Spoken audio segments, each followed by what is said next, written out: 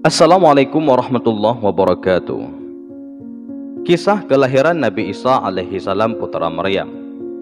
Allah subhanahu wa ta'ala menyebutkan di dalam Al-Quran, yang artinya, dan ceritakanlah kisah Maryam di dalam Al-Quran, yaitu ketika ia menjauhkan diri dari keluarganya ke suatu tempat di sebelah timur. Maka ia mengadakan tabir yang melindunginya dari mereka. Lalu kami mengutuskan ruh kami kepadanya, maka ia menjelma di hadapannya dalam bentuk manusia yang sempurna.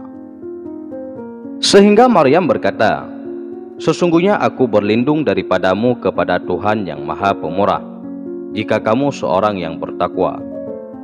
Kemudian Jibril berkata, sesungguhnya aku ini hanyalah seorang utusan Tuhanmu untuk memberimu seorang anak laki-laki yang suci. Kemudian Maryam berkata, bagaimana akan ada bagiku seorang anak laki-laki, sedangkan tidak pernah seseorang pun manusia yang menyentuhku, bahkan aku bukanlah seorang pezina. Jibril berkata, demikianlah Tuhanmu berfirman, hal itu adalah mudah bagiku, dan agar dapat kami menjadikannya suatu tanda bagi manusia dan sebagai rahmat dari kami. Dan hal itu adalah suatu perkara yang sudah diputuskan. Maka Maryam mengandungnya. Lalu ia menyisihkan diri dengan kandungannya itu ke tempat yang jauh.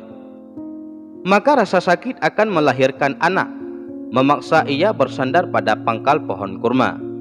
Ia berkata, aduhai, alangkah baiknya aku mati sebelum ini, dan aku menjadi sesuatu yang tidak berarti lagi dilupakan.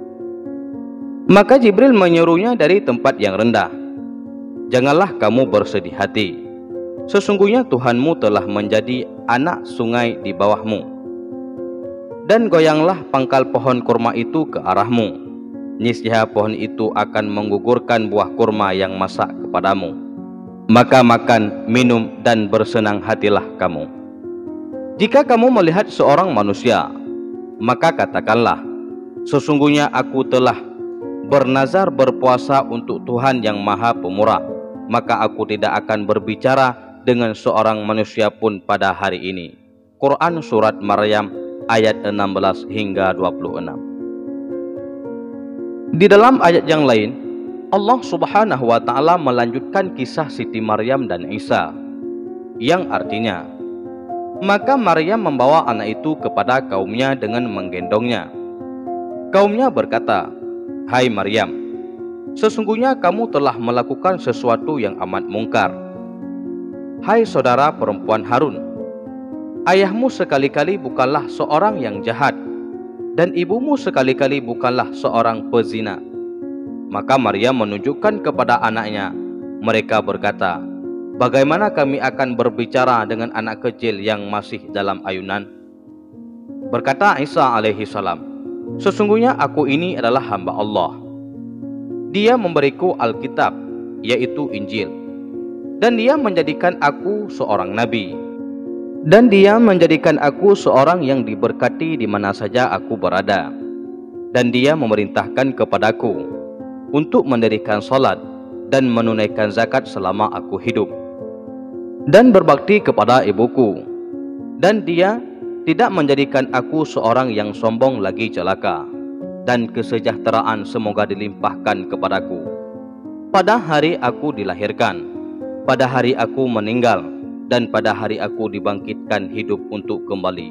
Itulah Isa putra Maryam yang mengatakan perkataan yang sebenarnya yang mereka berbantah-bantahan tentang kebenarannya. Tidak layak bagi Allah subhanahu wa ta'ala mempunyai anak.